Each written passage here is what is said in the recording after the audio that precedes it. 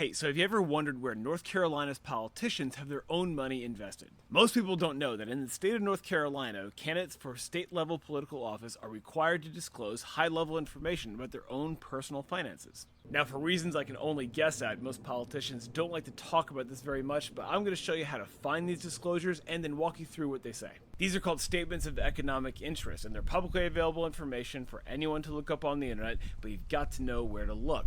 They're buried in the state government website under the State Ethics Commission, and with enough Googling, you'd probably find it, but we've linked it on our legislature page on our website, and there's a link in our bio. It brings you to this search page where you can look up the name for anyone running for a state level office. Local candidates and federal candidates for office are not listed. So here's an example. I looked up Natalie Murdoch. She's a Democratic state senator from Durham, generally seen as an up-and-comer.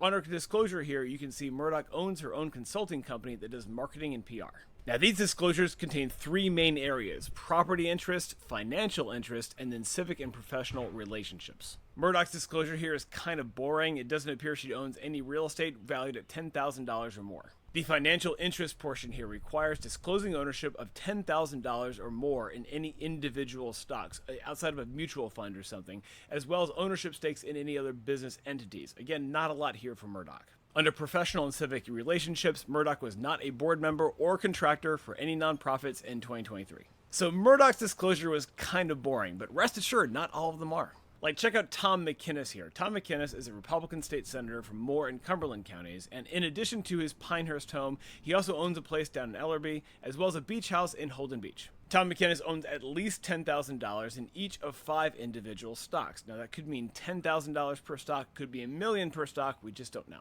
McInnes also owns ownership stakes in a whole bunch of different companies and receives investment income from different companies. Or check out Ted Davis. He's a state representative from New Hanover County.